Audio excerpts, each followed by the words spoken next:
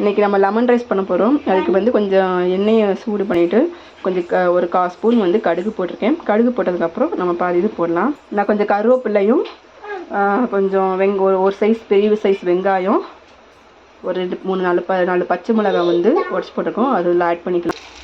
இது போட்டு நல்லா வந்து வதக்கி விட்டுக்கலாம்.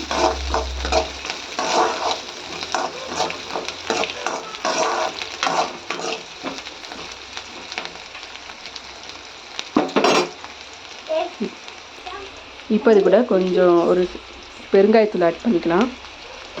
ஆட் பண்ணி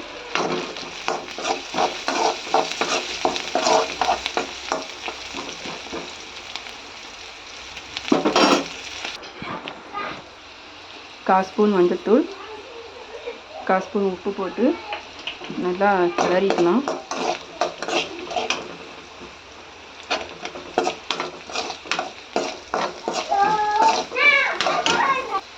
நான் வந்து ஒரு 4 எலுமிச்சம்பழம் வந்து நல்லா இந்த டம்ளரில் இது பண்ணியிருக்கேன். அதை கொஞ்சம் கொஞ்சமாக ஊற்றி நம்ம இது பண்ணிக்கலாம். இந்த ஸ்டேஜ்லேயே வந்து உப்பு கரெக்டாக இருக்கான்னு செக் பண்ணிக்கோங்க. கம்மியாக இருந்துச்சுன்னா கொஞ்சம் பார்த்து கரெக்டாக செக் பண்ணிக்கோங்க. இப்போ நான் வந்து இது செக் பண்ணிவிட்டு ரைஸ் போட போகிறேன். நல்லா ரைஸை போட்டு கிண்டியாச்சு. இப்போ வந்து சிம்பிளாக நம்ம வந்து தண்ணி ரொம்ப கலக்காமல் நம்ம வந்து ஈஸியாக லெமன் ரைஸ் வந்து பண்ணிட்டோம். இதை வந்து சித்திரனாலும் சொல்லுவாங்க. அது மாதிரி நம்ம வந்து லெமன் பதிலாக நீங்கள் வந்து மேங்கோ போட்டுக்கலாம்.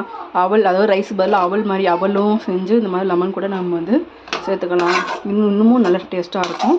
இப்போ வந்து நம்ம ஈஸியாக வந்து பண்ணியாச்சு. இது 2 நிமிஷத்தில் நம்ம பண்ணி முடிச்சிடலாம்.